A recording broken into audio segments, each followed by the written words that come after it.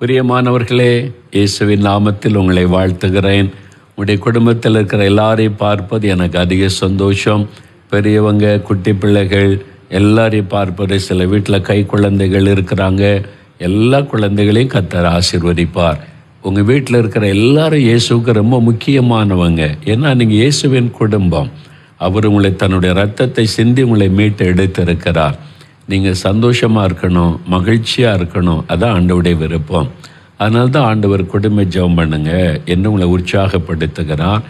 வசனத்தை உங்களுக்கு சொல்லி நான் உங்களோடு கூட பகிர்ந்து கொள்ளவும் தேவன் கிருபை கொடுத்து வருகிறார். இன்றைக்கி உங்களுடைய குடும்பத்துக்குள்ள ஏதோ ஒரு சில காரியத்தில் குழப்பத்தோட தீர்மானம் எடுக்கக்கூட முடியாதபடி தடுமாறி கொண்டிருக்கலாம்.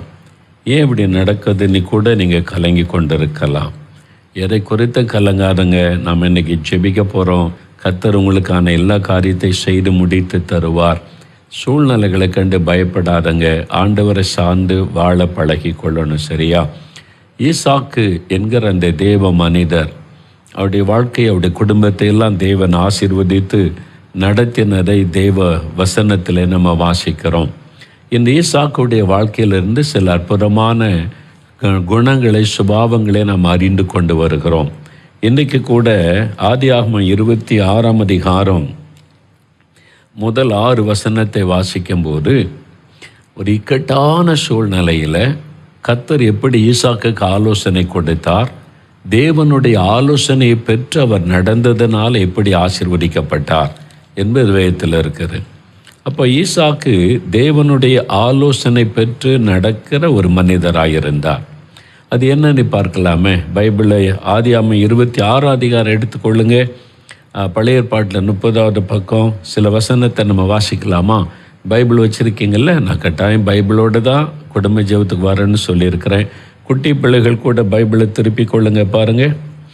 ஆபிரகாமின் நாட்களில் உண்டான பஞ்சத்தை அல்லாமல் பின்னும் ஒரு பஞ்சம் தேசத்தில் உண்டாயிற்று. அப்பொழுது ஈசாக்கு பெலிஸ்தருக்கு ராஜாவாகிய அபிமெலேக்கினிடத்தில் கேராரூருக்கு போனான். கர்த்தர் அவனுக்கு தரிசனமாகி, நீ எகிப்து தேசத்துக்கு போகாமல் நான் உனக்கு சொல்லும் தேசத்திலே குடியிரு, இந்த தேசத்திலே வாசம் பண்ணு, நான் உன்னோட கூட இருந்து உன்னை ஆசீர்வதிப்பேன், நான் உனக்கும் உன் சந்ததிக்கும் இந்த தேசங்கள் யாவையும் தந்து உன் தகப்பனாகிய ஆபிரகாமுக்கு நான் இட்ட ஆணையை நிறைவேற்றுவேன்.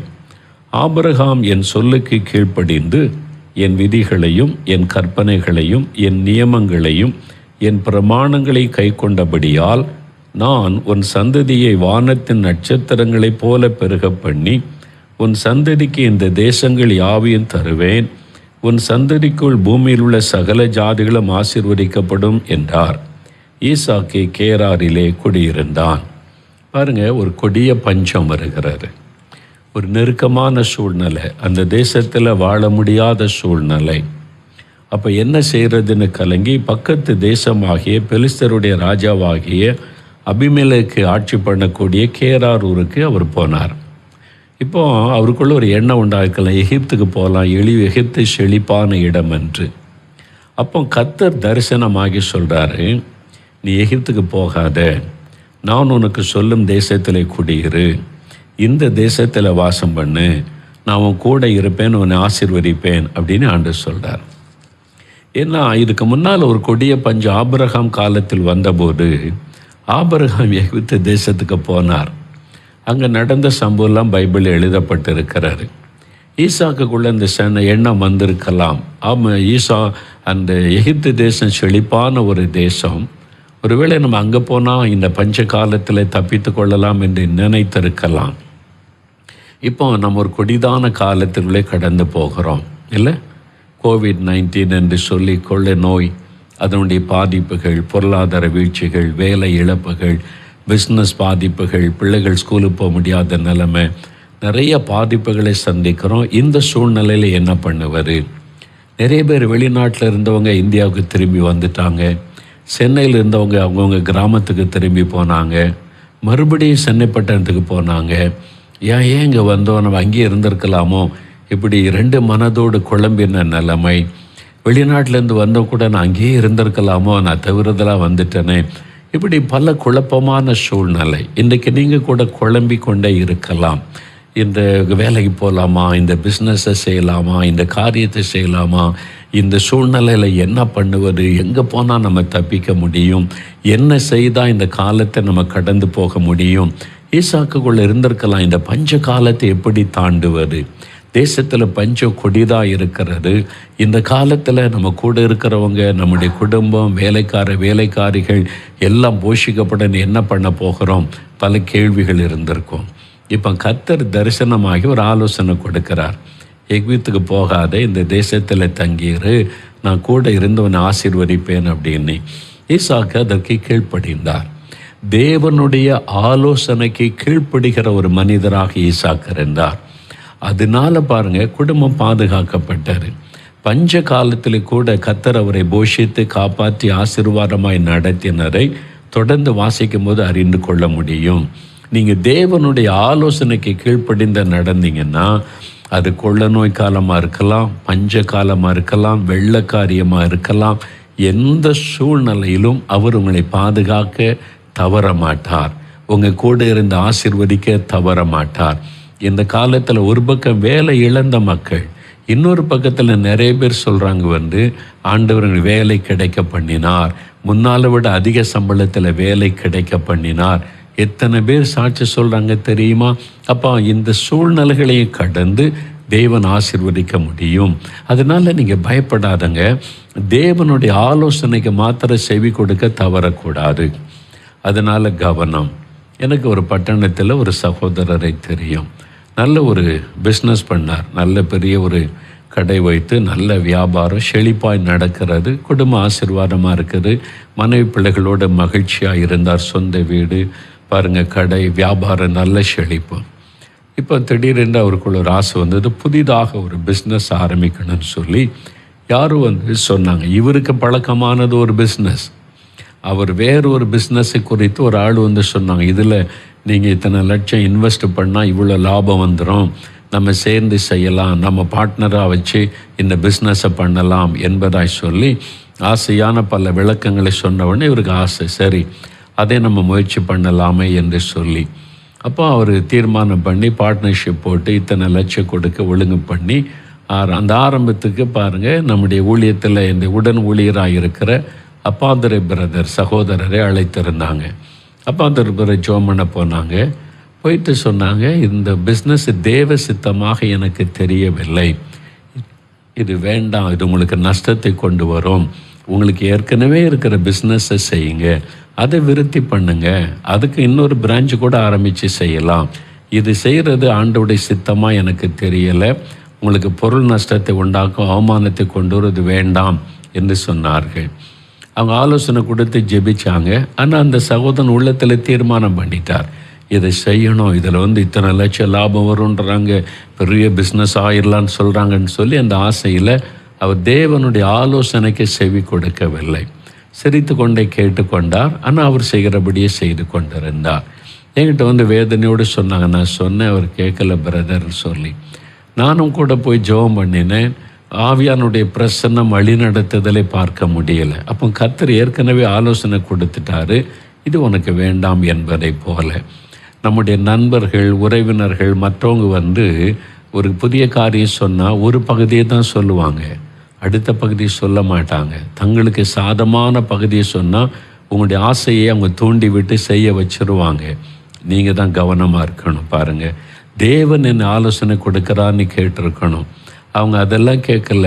அவங்களுக்கு நண்பர்கள் சொல்கிறாங்க, மற்றவங்க சொல்கிறாங்க, நமக்கு நிறைய லாபம் வரும், செஞ்சிடலான்னு சொல்லி அவங்க அதுக்கு ஜெபம், விசுவாசம் எல்லாமே பயன்படுத்தினாங்க. உண்மைதான். ஆனால் என்ன நடந்தது தெரியுமா?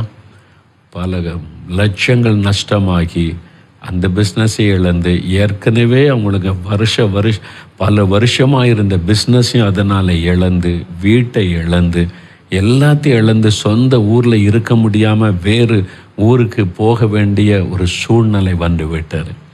எந்த ஊரில் எவ்வளோ பிஸ்னஸில் மகிமையாக ஒரு கர்த்தருக்கு சாட்சி ஆசீர்வாதமாக இருந்தாங்களோ அந்த ஊரில் இருக்க முடியாத சூழ்நிலை வந்து விட்டார். அப்போ அடிக்கடி பிரதர் அப்பாதரை பிரதர்களும் சொல்லி வருத்தப்படுவாங்க. கர்த்தர் எவ்வளவோ சொன்னார், அவங்க கேட்கலையே, அதனால் இந்த ஆசீர்வாதத்தை இழந்து போனாங்களேன்னு சொல்லி. சாதாரண இழப்பல்ல அது. அது இருந்த எல்லாத்தையும் இழந்து போயிட்டாங்க. ஊர்லேயே பட்டணத்தில் இருக்க முடியாமல். எதனால்? தேவனுடைய வார்த்தைக்கு கீழ்ப்படியாத ஒரு காரியத்தினால.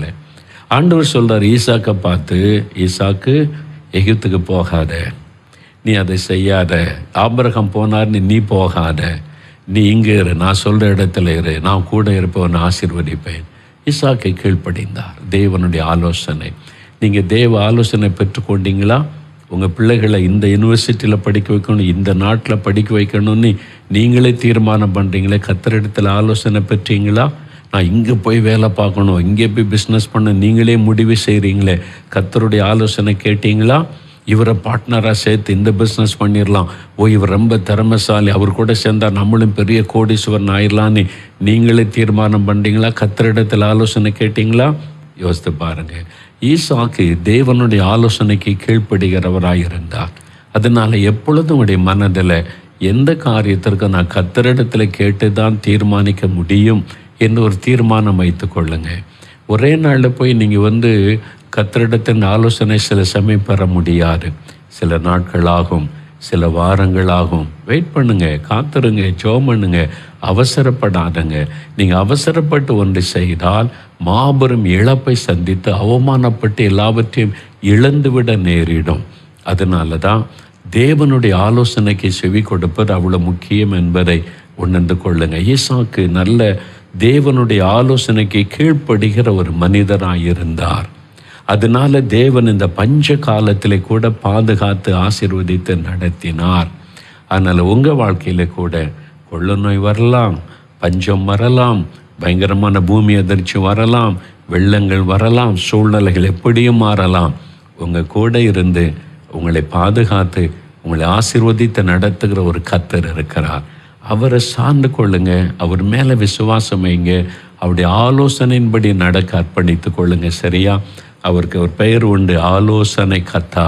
அவர் அழகாய் உங்களுக்கு ஆலோசனை கொடுத்து உங்களை வழி நடத்துவதை நீங்கள் காண முடியும். எனக்கு அன்பானவர்களே, நீங்கள் இந்த ஊழியத்தை பார்க்குறீங்க, வியாழக்கிழமை தோறும் ஜெபம், ஆயிரக்கணக்கான மக்கள் வருவாங்க. திறப்பின் வாசல் ஜெபம், 40,000 மக்கள் வருவாங்க. நற்செய்தி கூட்டம் நடத்தினால் 50,000 மக்கள், 60,000 மக்கள் கூடுவாங்க. இப்படி எல்லா ஊழியம் செய்கிறோம். இப்போ இந்த கொள்ள நோய் காலத்தில் எல்லாம் முடக்கப்பட்டு விட்டது. இனிமேல் ஒன்றுமே இல்லை. ஆண்டவரே, நாங்கள் என்ன செய்யட்டும், இனிமேல் என்ன செய்யணும்னு காத்திருந்து ஜெபித்த போது தேவன் ஆலோசனை கொடுத்தார். ஜெபிக்கலாம் வாங்க, நிகழ்ச்சி ஆரம்பித்து ஜனங்களை ஜெபிக்க வை, ஜனங்களோட ஜெபம் பண்ணு, அவங்களுக்கு வேத வசனத்தை நீங்கள் சொல்லுன்னு சொல்லி அற்பமாய் ஆரம்பிக்கப்பட்டார். இன்றைக்கி சனி ஞாயிற்றுக்கிழமையில் பல லட்சங்கள் அமர்ந்து ஜெபிக்கிறாங்க, வசனத்தை கேட்குறாங்க. நாங்கள் இங்கே திறப்பின் வாசல் ஜெபம் நடத்தி மாதம் நடத்தினா கூட இவ்வளோ பேரை சந்தித்திருக்க முடியாது. ஊராக போய் பெரிய பெரிய லட்சக்கணக்கான பணம் செலவு பண்ணி கூட்டம் நடத்தினா கூட இவ்வளோ பேரை சந்தித்திருக்க முடியாது. தேவனுடைய ஆலோசனைக்கு செவி கொடுத்த போது ஆண்டவர் எவ்வளவு அழகாய் நடத்துகிறார் பார்த்தீங்களா? மூளை அறியல நான் யோசனை பண்ணி அப்படி செஞ்சலாம் இப்படி செஞ்சலான்னு பிளான் பண்ணியிருந்தா அந்த ஆசீர்வாதம் வந்திருக்காரு. ஆகவே தேவனுடைய ஆலோசனைக்கு இடம் கொடுத்து அந்த ஆலோசனையின்படி நடக்க அர்ப்பணித்து கொள்ளுங்க. யாரோட ஆண்டவர் பேசுவார் தெரியுமா? யார் கீழ்ப்படுகிறாங்களோ அவங்களோட தான் பேசுவார். நீங்கள் கீழ்ப்படியாத பட்சத்தில் ஆண்டவரை ஒதுங்கி நின்று கொள்ளுவார். அதனால் ஒப்பு கொடுங்க, ஆண்டவரே நீங்கள் என்ன ஆலோசனை கொடுத்தாலும் கீழ்ப்படுகிற நான் செய்கிறேன்னு சொல்லுங்கள். சரியா? இப்போ ஜெபிக்கலாமா? முழங்கால் படியிடுங்க. உங்களுடைய ஃபேமிலியில் ஏதோ ஒரு காரியத்தில் குழப்பத்தோடு இருக்கீங்களா? ஆண்டவரை ஆலோசனை கொடுங்க. நீங்கள் சொல்கிறபடி நாங்கள் செய்கிறோம், நாங்கள் நடக்கிறோம். நீ உங்கள் விருப்பம்தான் எங்களுக்கு தெரியணும். ஆண்டவரே நீ ஜெபிக்க ஆரம்பிங்க. ஆண்டவர் அழகாய் நடத்துவார். நாம் ஜெபிக்கலாம். தகப்பனே, இந்த சந்தோஷமான வேலைக்காக நன்றி அப்பா. எத்தனையோ குடும்பங்கள் குழப்பத்தில், நெருக்கத்தில், பயத்தில், கலக்கத்தில், அடுத்து என்ன செய்கிறது, இதுக்கு என்ன பண்ண, அதுக்கு என்ன பண்ண, எப்படி செய்ய போகிறோம், அப்படி செய்திடலாமா இப்படி செய்திடலாமான்னு கலங்கி நிற்கிறாங்கப்பா. ஆண்டவரே, ஈசாக்குக்கு தெளிவான ஆலோசனை கொடுத்தீங்களே, உங்கள் பிள்ளைகளுக்கு ஆலோசனை கொடுங்க. அவங்க என்ன செய்யணும், இந்த இக்கட்டான காலத்தில் என்ன செய்யணும், எப்படி செய்யணும், அவங்களுக்கு ஆலோசனை கொடுங்க. நீங்கள் சொல்கிறபடி செய்ய அவங்க ஆயத்தமாக இருக்கிறாங்க. ஈசாக்கை போல நம்முடைய ஆலோசனைக்கு கீழ்ப்படுகிற இருதயத்தை எங்களுக்கு தாரும் ஆண்டவரே. அதற்கு எங்களை ஒப்பு கொடுக்கிறோம். இப்பொழுதும் தகப்பனை, எங்களுடைய குடும்பத்தை நாங்கள் உமக்கு அர்ப்பணித்திருக்கிறோம். இது உங்கள் குடும்பம், நாங்கள் உமக்கு சொந்தம். நீங்கள் எங்களை வேலையடைத்து பாதுகாத்து நடத்துறீங்க. தீங்கு அணுகாதபடி அதற்காய் ஸ்தோத்திரம். நீர் எங்களை ஆசீர்வதிக்கிற தேவன். ஆசீர்வதியும் தேவைகளை சந்தியும் வழிகளை திறந்து தாரும். உம்முடைய கரத்தில் அர்ப்பணிக்கிறோம். ஆவிக்குரிய ஆசீர்வாதங்களை தாரும். இன்னும் ஜெப ஆவியை தாரும். இன்னும் அன்றாட ஜெபிக்க கிருபை தாரும். இப்பொழுதும் தகப்பனை, எங்களை ஆசீர்வதித்ததைப் போல எங்கள் தெருவில் இருக்கிற, கிராமத்தில் இருக்கிற, ஊரில் இருக்கிற எல்லா மக்களையும் சந்தியும். எல்லா மக்களுக்கும் அந்த ரட்சிப்பின் சந்தோஷத்தை தாரும். ஆலோசனைகளை தாரும். சத்தியத்தை அறிந்து கொள்ள கிருபை தாரும். எங்கள் தமிழ்நாட்டில் இருக்கிற 8 கோடி மக்கள் ரட்சிக்கப்படணும். உம்மை அறிந்து கொள்ளணும். அவருடைய மனக்கண் திறக்கப்படணும். இந்தியாவில் இருக்கிற 138 கோடி மக்களுக்காக ஜெபிக்கிறோம். அவங்க என் சகோதர சகோதரிகள், அவங்களும் ஆலோசனையை பூரணமாய் பெற்றுக்கொள்ள நீங்கள் சந்திக்க, ரட்சிக்க ஜெபிக்கிறோம். எங்களை ஆளுகிறவர்கள் மேலே நீங்கள் ஆளுகை செய்யுங்க. நீங்கள் அவங்கள வழி நடத்துங்க. எங்கள் தேசத்தில் சமாதான, நல்வொழுக்க, அமைதி காணப்பட ஜெபிக்கிறோம்ப்பா. தகப்பனை, பாவங்கள், துன்மார்க்கங்கள், அசுத்தங்கள், லஞ்சங்கள், அநியாயங்கள், மதுபானங்கள் எல்லாம் ஒளியேற்றும். ஒரு மாற்றப்பட்ட, பரிசுத்தமாக்கப்பட்ட தமிழ்நாடாய் நாங்கள் காண உதவி செய்யும். ஆண்டவர் அப்படி ஆசீர்வதிக்கிற அன்பிற்காக ஸ்தோத்திரம். எங்கள் ஜெபத்தை கேட்டதற்காய் நன்றி. இந்த வாரத்தில் எங்களுடைய குடும்ப தேவைகள், பிஸ்னஸ், வேலை, எங்களுடைய எல்லா தேவைகளிலும் அற்புதம் செய்து ஆசீர்வதியும். நாங்கள் வேண்டிக் கொண்டதை பெற்றுக்கொண்டோம் என்று விசுவாசிக்கிறோம். இயேசு கிறிஸ்துவின் நாமத்தில் ஜெபிக்கிறோம் பிதாவே. ஆமேன், ஆமேன். என் ஆத்துமாவே கர்த்தரை சோஸ்திரி. என் முழு உள்ளமே அவருடைய பரிசுத்தமுள்ள நாமத்தை சோஸ்திரி. என் ஆத்துமாவே கர்த்தரை சோஸ்திரி. அவர் செய்த சகல உபகாரங்களை மறவாதே. ஆமேன், ஆமேன்.